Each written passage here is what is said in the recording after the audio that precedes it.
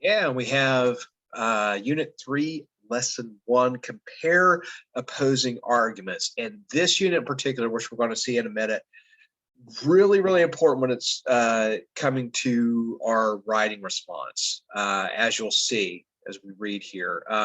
So our person today for our GED journey is Augustine Burroughs. And Augustine Burroughs turned trauma into triumph. In his 2002 book, Running with Scissors, Burroughs recounted his unconventional childhood. The book remained on the New York Times bestseller list for 4 straight years and was made into a film in 2006. Burroughs also has written five other memoirs that have been published in more than 30 countries. As he notes, I really look at my childhood as being one giant rusty tuna can that I continue to recycle in many different shapes. Although Burroughs had no formal education beyond elementary school, he earned his GED certificate and began a more than 17-year career in advertising. However, struggles with alcoholism nearly cost him his life. The turning point came as Burroughs neared completion of his first novel, Vision. Burroughs wrote the book in just 7 days, during which time he stopped drinking. He has remained sober since.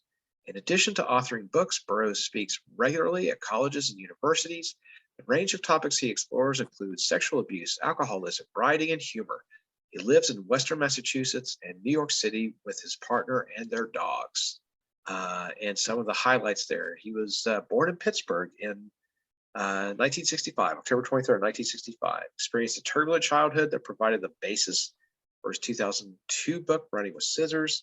Overcame alcoholism to become a noted author, and honored twice by Entertainment Weekly as one of the 25 funniest people in America. Okay, and now extended response, right? This is kind of really start looking towards that writing prompt. So in the last unit, you analyzed and evaluated persuasive text and compared them with each other. You will now take what you have learned and apply it to writing an extended response to text that you will read. The GED Reasoning Through Language Arts test includes one 45-minute extended response that integrates reading and writing into tasks that require you to support your written analysis with evidence drawn from text. Unit 3 will take you step by step through the process of writing a response, from analyzing source text through developing a thesis, gathering evidence, planning and developing your ideas, drafting a response, and reviewing your writing.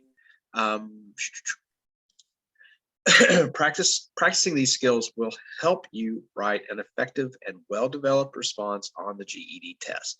So yeah, this is all kind of building.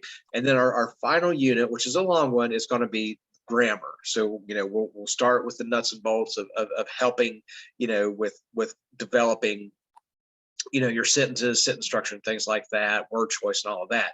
But what we've really been leading to, and what we're really getting into for this unit, is preparing for that written response and starting with comparing opposing arguments, which is what you will be faced with when you see the two passages that you're going to have to write about. So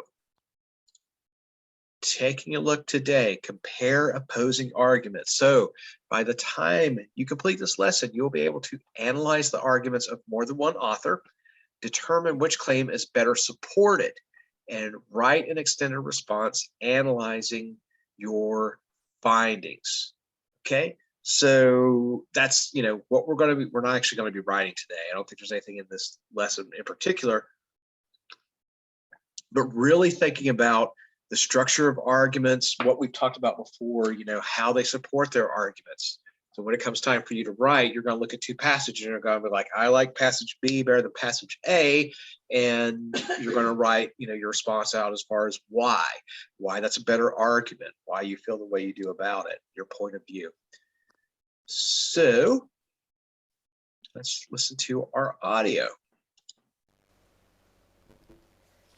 When two authors write about the same debatable topic, they may present opposing claims or points of view. They also may use different evidence or interpret evidence differently. By analyzing each author's argument, you will be able to determine which claim is better supported and write an extended response that demonstrates your written communication skills and your ability to analyze texts. When identifying the similarities and differences between two arguments, first define each author's purpose and main and supporting claims. Then, analyze the reasons and evidence, rhetorical strategies, and responses to counter-arguments in each passage. Also note how each author uses sentences, paragraphs, and transitions to develop his or her ideas. Yeah, and largely we are going to see authors writing for the same purpose. It's typically going to be to convince an audience to take some action or side with them in some argument. And then some of that we've seen as far as reasons and evidence. We've looked at some rhetorical strategies. That's something we'll probably have to review. I'll find some additional practice for that and get us maybe some other videos and stuff to put on Google Classroom for that stuff. Let's take a look what we're getting into. So here, looking at online education, something we're familiar with. So looking at the two arguments here, and the first one, because of the title, we could probably get a very clear idea of what this author is their point of view, right? I'll never teach online again. So they start, I trained for it, I tried it, and I'll never do it again. While online teaching may be the wave of the future, although I hope not, it is not for me. Perhaps I'm the old dog that resists new tricks. Maybe I am a technophobe. It might be that I'm plain old-fashioned. This much I can say with certainty. I have years of experience successfully teaching in college classrooms, and online teaching doesn't compare. From the universityworldnews.com article, I'll never teach online again, by Elaine Clift. And a technophobe is somebody that's, if you're phobic, you're against something, you hate something, or you're afraid of something. So technophobe being someone who's, afraid or adverse to technology. And then our second passage, right? So the benefits of online education. So here we go. Jalen Rollins, who completed his GED 2 years ago, was employed by a popular restaurant chain. However, he wanted to increase his earnings to support his family and himself and his family. Because he worked in the evenings, he had several available hours during the day to begin an educational program and change his future.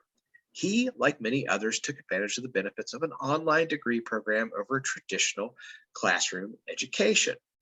And that's from The Benefits of Online Education by Carl Jones, 2013. So two competing arguments here. Why? Now, the first one we're going to look at, we'll analyze a little bit more as far as what they say. So like it says here, Cliff tries to persuade readers to agree with her claim by describing her experience. Because she references teacher training, it is likely that her audience is other teachers. So it is from the website universityworldnews.com. So that would imply perhaps that it is like a other teachers. But using her own experience, right? That's kind of anecdotal. On the other hand, when we look at the second passage, so Jones tries to persuade reader to agree with his claim by explaining the benefits of online learning. Because he describes a student, Jalen Rollins, it is likely that his audience is composed of students or potential students. So a little bit of different audience. Both sort of use an anecdote, right? One is talking about their own experience, while the second article is talking about a particular individual. And their experience. If you wanted to make either one of these more convincing, you would look at some statistics like success rate of people in online programs and things like that. Some hard data would help, in convincing readers about what you have to say. So let's go to the quiz. All right. Our same passage here. And then using logic says some authors qualify statements by adding information that may explain a claim, but weaken it. Think about the effect of the introduction and the phrase old dog and old fashioned in Cliff's claim. Yeah, so kind of qualifying here, but, also that's kind of, may weaken her argument if she's, sort of, particularly maybe now she's talking to a specific audience, maybe older educators and things like that. Using something like that, pigeonholing yourself into a certain way, and that, particularly with a phrase like that, would make them sound perhaps not willing to change. A person who's very traditional and maybe set in their ways. So, especially old fashioned. So, then doesn't necessarily make their argument very convincing. Okay, so let's start our quiz here. Let's go to Nilda. You want to read question 1 for us?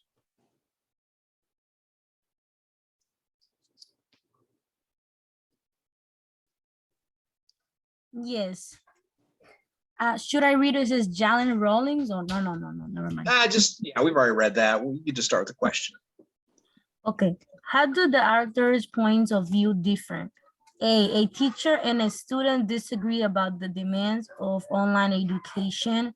B, Cliff is opposed to online teaching, but Jones understands the benefit for students. C, Cliff is opposed to teaching online, but Jones enjoys teaching online.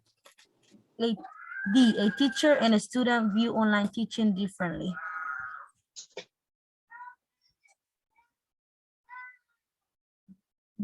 B? Yeah, B. And that's going to be really important. First off, you're going to have to understand the author's points of view, right? In which direction are they reading? Which arguments are they reading? So point of view, super important in understanding Annie's passions. The title really helped us with that, right? You get a real sense of why or in which direction each of those are going. Now that it could change, it could be, something else involved, but when you look at a title like that, you're getting a clear idea of their point of view on a subject, much the same way you do as the second one. So B as in boy for 1. And this is new sections from those same writings. Anna, would you read the first passage there for number 2? Okay. It says, I'll never teach online again, so I'll just chalk up my first and only venture to experience and make my way back to the traditional classroom. Among the reasons why are these. A virtual community is the ultimate contradiction in terms, like saying one is fresh from the tennis court. While some people find immunity enabling in our Anonymity enabling and are able to bond with their online group and engage in true confessions, I find it very difficult to communicate with people for whom I have no face, no body language, no in-the-moment exchange. B, the quality of education is compromised in online learning. In online teaching, I was only able to introduce students to a limited amount of material outside of the textbook readings. It is simply impossible to replicate a lecture online, nor could I adequately help them develop better writing and critical thinking skills or to foster original ideas because there simply wasn't enough time or a proper way to discuss ideas. C, show me the money. I devoted at least 3 times as many hours and tripled the energy to online teaching than was necessary for traditional courses, but I received no additional pay for that effort. And then try to talk me down. Tell me I didn't give it enough time. Call me old-fashioned and out of date. Just don't call me to teach online.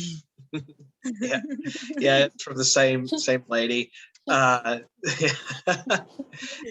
just that one word, anonymity, right? So it's like anonymous. You're anonymous online. People use their anonymity online to be internet trolls, stuff like that. But other people will find it kind of liberating and easier to talk to people online. But yeah, so she's getting into what her perspective, her viewpoint on why this is not online teaching is kind of a farce. Why it may not work. And getting into the second one then, right? So back to the benefits of online education. One of the biggest appeals of online education is a flexibility that the standard classroom cannot match. Although there are still deadlines, students may complete assignments at preferred times.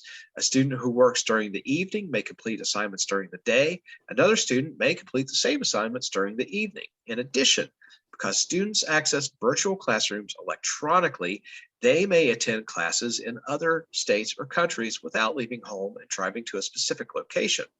Online programs also may offer more course choices than a traditional campus. Another appeal of online education is self-management.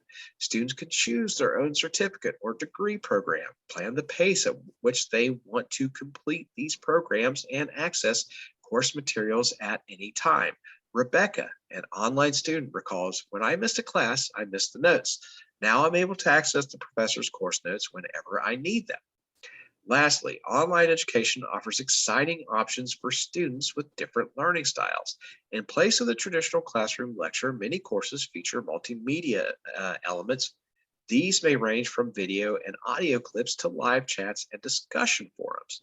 Today, statistics show about 32% of college students take at least one online class. It's clear that technology is revolutionizing education and providing new and exciting opportunities for students such as Jalen Rollins. Okay, and our question here, let's go to Grace for question 2. Okay. Both authors mention time as evidence. How do they interpret this evidence? A. Both authors acknowledge that online education is time consuming.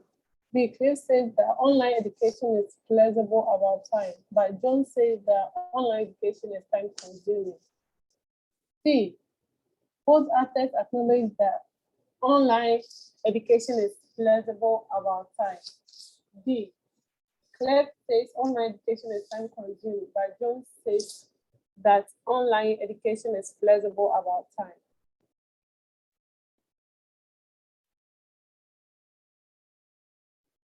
So C.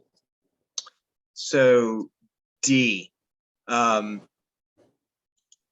Cliff makes the case, that again, it's perspective, right? But she's saying that she spent a lot of time, preparing her courses and did not get extra pay. That it took, 3 times the time or whatever she says there to, get involved in these classes. Jones, though, is making the case that it's more flexible. Students can take classes whenever, or they can look at notes and all this stuff. They don't have to be in a seat in a classroom at this particular day and time. But perspective, right, and viewpoint is also going back to that first question. Cliff is making the point about her experience as a teacher. And Jones is much more making a case for students, the benefits more towards students. So there's sort of the difference between the two that you need to also not just compare, but contrast. Where are they different? Where are they similar? But yeah, that leaves D. One says it's time consuming. One says it's more flexible. But who they're saying it's flexible and time consuming for also matters as well. So you have to think about that. And always remember who wrote the article, right? That comes into play as well. You want to make sure that you keep them straight in your head. So 2 is D as in dog. And we have just one more. So number 3 here with our same passages. Let's go to Sasha Gay for number 3. Both authors discuss the differences between in-person lectures and online classes. How are their interpretations of evidence different?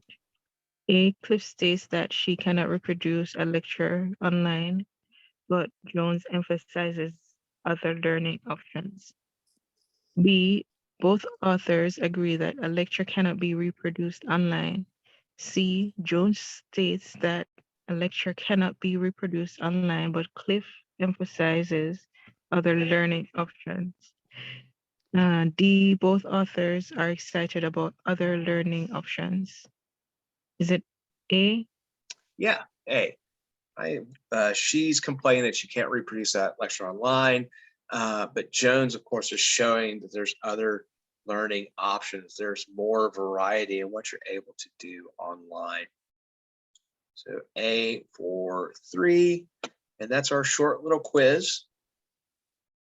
1 was B as in boy, 2 D as in dog, 3 A. Moving right along today. Okay. And we'll hop over to the workbook. So it says here, a debatable topic is one that is open to different, sometimes opposite points of view, right? Debating a topic.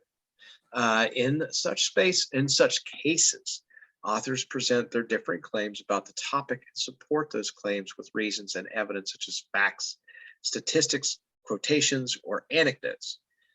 In some cases, different authors may even present the same evidence but emphasize or interpret it differently.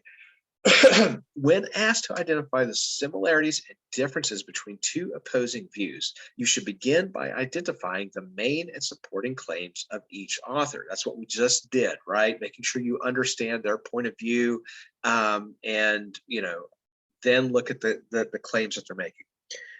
Then identify the reasons and evidence each author gives to support those claims. So, that next step. Okay, we know their point of view, we see the main ideas and some of the supporting claims. What's the evidence then that they use?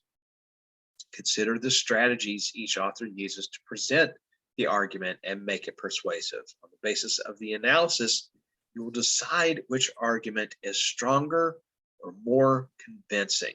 Okay, now talking about social media and texting here, right? Again, taking note of our titles. So the first one says social media becoming a distraction to the appeal. And remember, this is in 2013.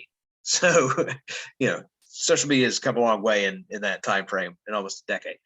The appeal of, not always for the better either, the appeal of socializing online has created a nation of mobile device fans, many of whom can go barely 10 minutes without checking their smartphones. Some believe that social media may already be changing how people think and learn. When electronic devices were first becoming popular, some hoped that they would teach a new generation how to multitask better than previous generations did. And that is from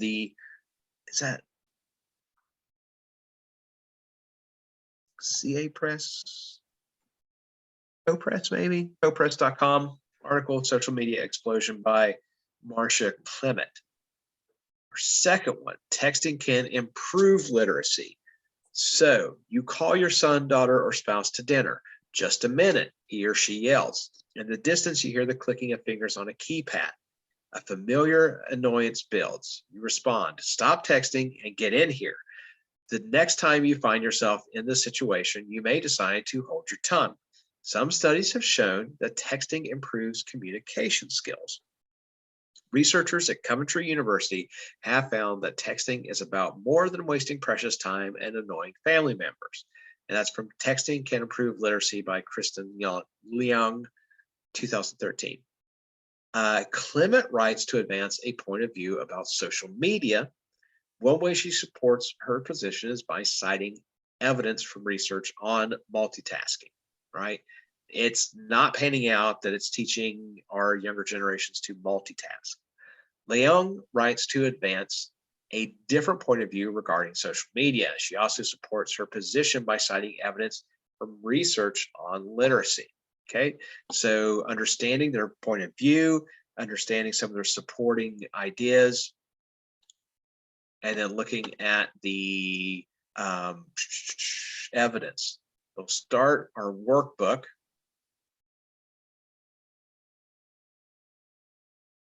And it's funny, those passages look bigger We put them up here. Yeah, there's more. I looked There at is, it. isn't it? Yeah. I'll be damned. Okay, well, I'll go ahead and read a little more here. So back to the social media becoming a distraction. So we got the first part there. Research, up to see the appeal of socializing online has created a nation of mobile device fans, many of whom can go barely 10 minutes without checking their smartphones. Some believe that social media may already be changing how people think and learn. When electronic devices were first becoming popular, some hoped they would teach a new generation how to multitask better than previous generations did.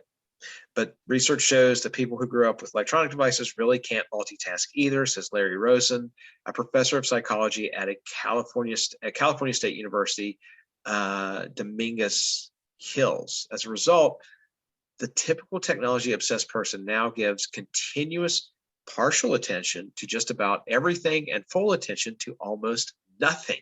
You never do anything in depth, he says. You're constantly interrupted and you're self-interrupting too, he says. The very nature of the brain seems to decree that for many activities, people simply can't do 2 or more tasks at once.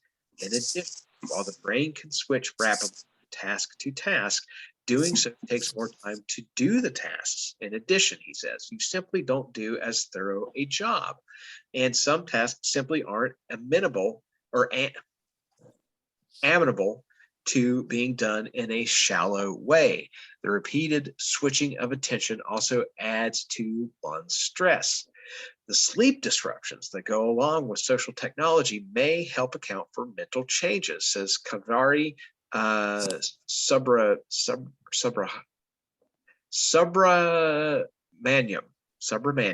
I'm going with that, a professor of psychology at California State University, Los Angeles. The digital native generation, teens, young 20-somethings who have grown up with these technologies, sleep with the cell phone and get up in the middle of the night to respond to text, she says. While the long-term effects of such behavior are unknown, research has shown that frequent sleep interruptions make it harder for the brain to consolidate the day's learning and memories. Okay, that's CQ Press. So from the CQPress.com article, Social Media Explosion, once again, Marcia Clement. And second, so texting can improve literacy. So going back to the other idea, you call your son, your daughter, I'm going to skip that because we already read that. So in reality, going down to the third paragraph here, following along. In reality, texters may be improving their literacy skills. Dr. Beverly Plester says, the more exposure you have to the written word, the more literate you become, and we tend to get better at things we do for fun. Recent criticisms that text language, including abbreviations and contractions, for example, may begin to appear in formal writing have not proven true. Dr. Plester concludes that text language follows the general rules of language and that people have a sophisticated understanding of the appropriate use of words. Furthermore, texting is a fast and convenient way to communicate with others. The practice has even made its way into the traditional classroom. Miss Elsa Turner, a reading language arts teacher, regularly uses a free educational internet texting site to communicate with her students. She says, I send reminders about homework, assignments, and notifications when I've updated online grades. The students love it because the information is short and relevant, and the text help relieve stress over forgotten deadlines. A study by the Pew Research Center found that on average, older teenagers send about 60 texts per day and use texting as their dominant daily mode of communication. Their adult counterparts are not far behind in this rising trend. Perhaps the next time it's time to call the family to dinner, it might be more efficient to send a group text. All right, so from texting can improve literacy, Kristen Lund.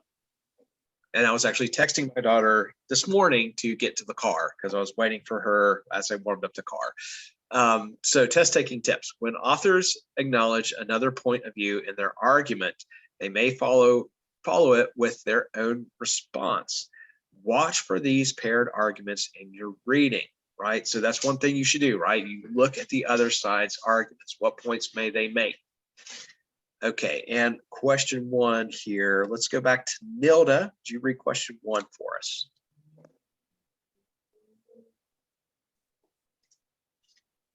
Yes.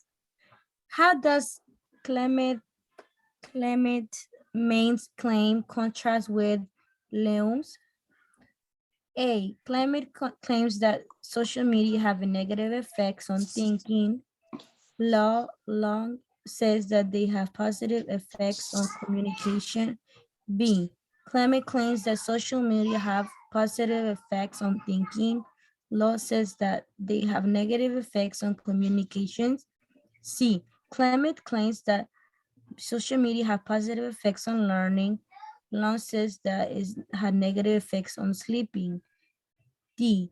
Clement claims that social media have positive effects on sleeping.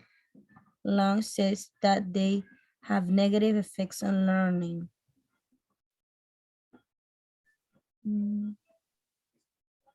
A. There you go. Yep.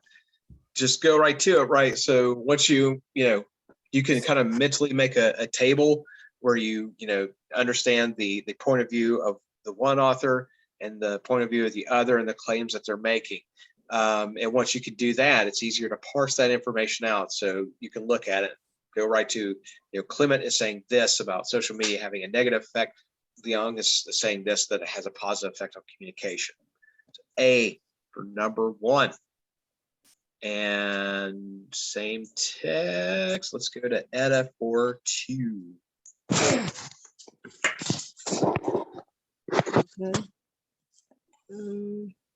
Both authors cite research studies as evidence. Which sentence best states the author's emphasis on research? A, both studies focus on mental process. B, one study focused on mental process, but the other study focused on social interactions. C, both studies focus on social interaction. Or D, one study focuses on emotions, but the other study focuses on anatomy. C. So 2's B. If you look, so Clement, right, uses, talks about mental processes, right? That idea of multitasking. And, this one researcher, this one professor is saying, you can multitask, but, you don't do anything well.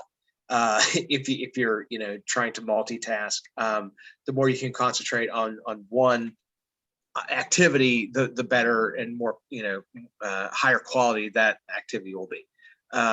Whereas on the other hand, with Leung talking about interaction, right, and how like older teenagers communicate today, how we how people are communicating with each other, how they write now. So social interaction, and then she even caps off, right, how you call your family to dinner. At the end there, you may want to start using text. So 2 is B. 3, we have, let's go to Grace for 3. Okay. Both authors mention a connection between social media and stress. Which sentence best states the author's interpretation of this connection? A, Clement and Leon agree that social media adds to stress. B, Leon cites evidence that social media adds to stress, but Clement cites evidence that social media relieves stress. C, Clement and Leon agree that social media relieves stress. And D, Clement cites evidence that social media adds to stress, but Leon cites evidence that social media relieves stress. D. Yep, D is in dog. Of course, that was like 9 years ago. I think everybody would agree in today's world that social media winds up causing more stress for everybody. So D is a dog for number 3. Okay, and now we're going to have a drag and drop activity for the next 2. So we're going to look at each author individually. So question 4, we'll look at Clement to start, right? So the first text, and then the second one, we'll do the same activity again for Leon. So looking here, look over our what the idea is. So the author's point of view, we're going to look for that in the text. What was the author's point of view? Acknowledgement in response to conflicting viewpoint or counterclaims. One of the little short passages we're looking at will acknowledge a counterclaim. Rhetorical strategy, we need to find a qualifying statement, right? That's one of those things where it's like, evidence shows this, but this may also be true, or that there's some additional information to qualify a statement. Supporting reason or a key idea, right? So it's backing your initial viewpoint with some supporting ideas, not necessarily evidence, but just more reasons, more key ideas to go along with that. Transitional language or signal word. So it may be a phrase or a signal word that indicates a relationship. So in this case, it's cause and effect. So in conclusion, therefore, something like that, that's going to signal a cause and effect that we're specifically looking for. So if we roll back up here, we have these 5 passages. So some believe that social media may already be changing how people think and learn. Where do we drag and drop that?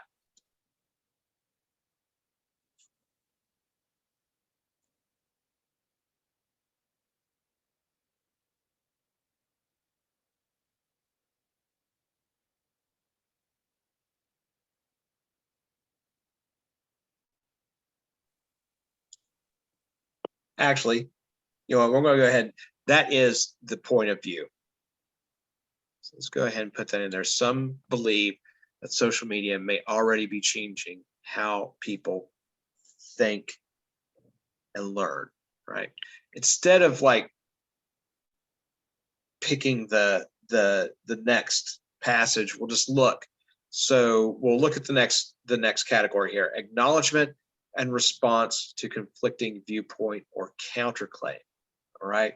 So thinking about that, acknowledging a counterclaim or a different viewpoint.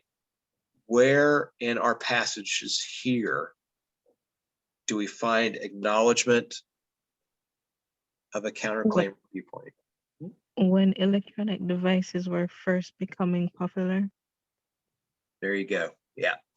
So, finishing up there, right? So it says, when they're first becoming popular, some hope that they would teach a new generation how to multitask better than previous generations did. So that's a counterclaim, right? Technology is teaching the next generation how to multitask.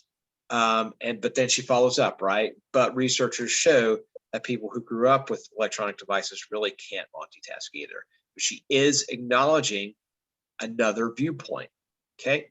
Rhetorical strategy, qualifying statement. So let's find a qualifying statement out of these 3. Where does she qualify what she just said? While the long-term effects. There you go, right? She starts with one statement. While the long-term effects of such behavior are unknown, now she's going to qualify that statement, right?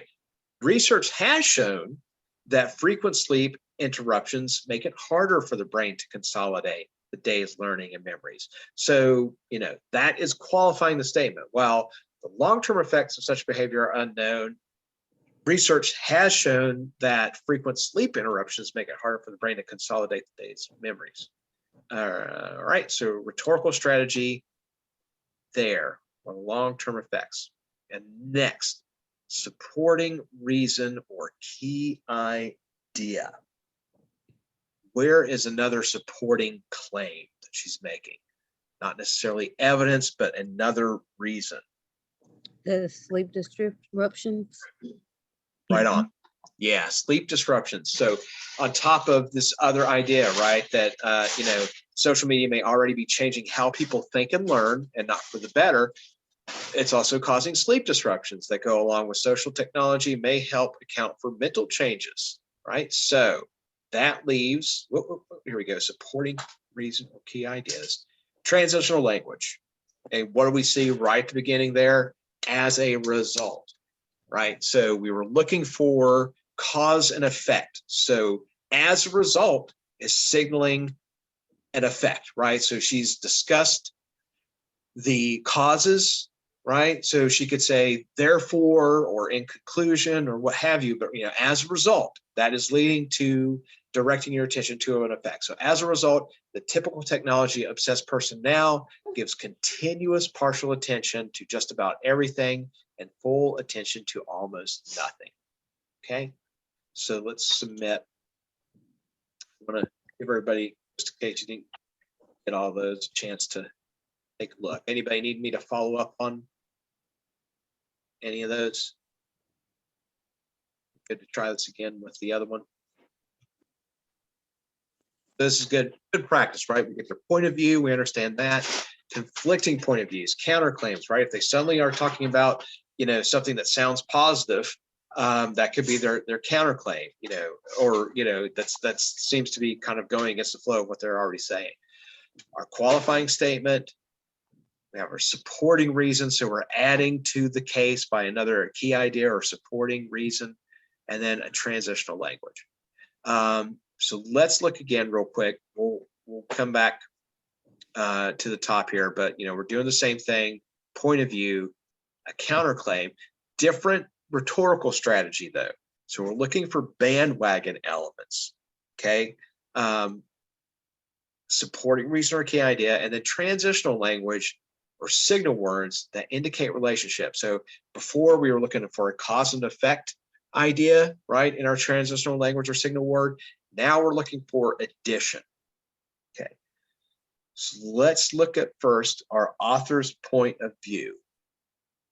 What statement here speaks to the point of view? Is it some studies have shown that texting improves communication skills? There you go. It's usually going to be a little simpler, right? We're probably not going to have a really long passage to explain somebody's point of view. I've always been told when it comes to writing, and since I'm working on my dissertation and all this stuff, I should be able to explain it in like 2 sentences, an entire however many chapters and pages that I'm writing. You should be able to boil that down into an argument or a statement that's 1 or 2 sentences. So a point of view, same idea there, right? You should be able to explain an author's point of view in maybe a sentence or 2, no more. If you're getting beyond that, then you're muddling things.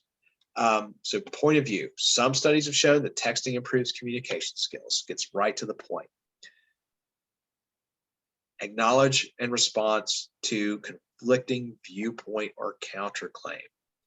Okay, where is there a counterclaim or convicting viewpoint?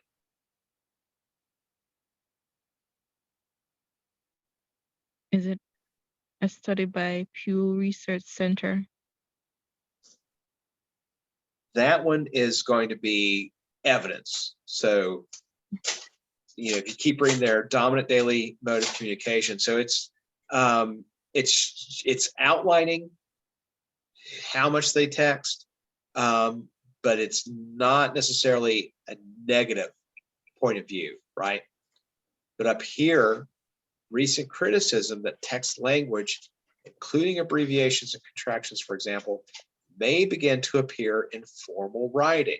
So, that's the point, right? This person's like, I'm pro text. I think it's a good thing. And then they're pointing out, it's like, okay, I know people are saying there's criticism that text language, including abbreviations and contractions, for example, may begin to appear in formal writing, have not proven true. I'm acknowledging it, but I'm also saying that it's not being proven true. So that's going to be our conflicting viewpoint. Rhetorical strategy, bandwagon. Okay. Where do we have a bandwagon element?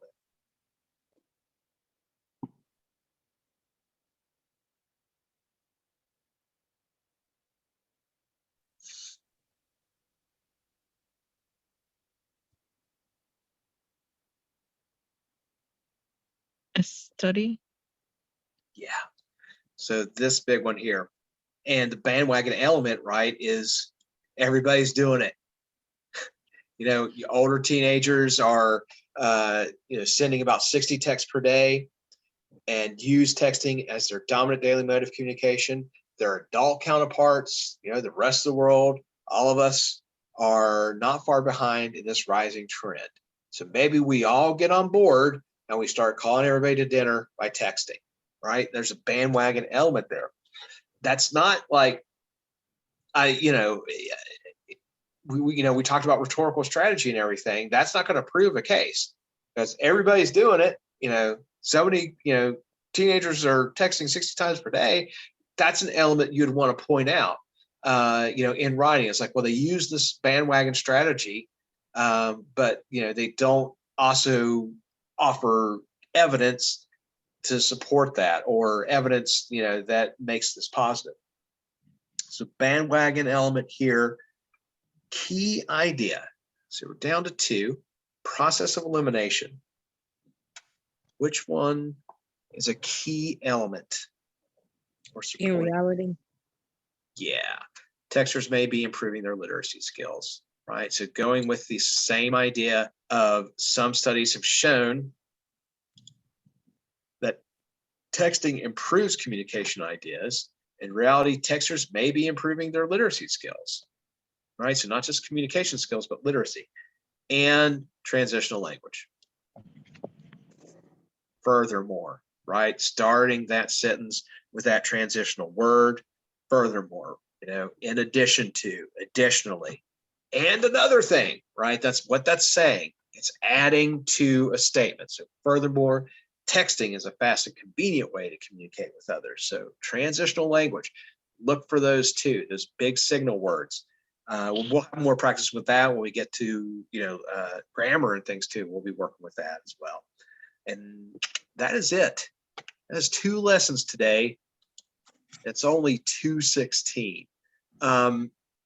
So everybody get those, all the drag and drop boxes.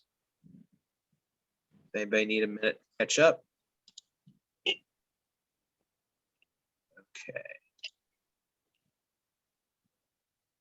All right. So, yeah, this is what we're going to start doing, right? We're going to start picking apart arguments. We're going to start picking apart these passages, and it's all building towards, I'm going to go ahead and submit this. Okay. So do I need to follow up with any of the multiple choice? All good there? Okay. Yeah, so like I was saying, right, this is really building up. This, not that any one unit is more important than the other because they all build, towards this, but when it comes to writing, which is going to be a big part of your, language arts exam, this is, one of those units that's going to be important in picking apart those arguments and learning how to write about in this style. So we're going to keep working on that. Tomorrow, we'll pump the brakes. Of course, like I said, we'll do unit review, which is actually going to be a good refresher anyway, because we took some extra time in social studies. So we'll cap off unit 2 tomorrow with review. And other than that, any questions about anything moving forward? Social studies wise, language arts wise? Good to go. Okay, so we will work on unit review tomorrow. And then by Wednesday, we'll get back on pace with doing the two language arts lessons every day. All right. Okay. We'll see you tomorrow then. All right. All right. Bye-bye. All right.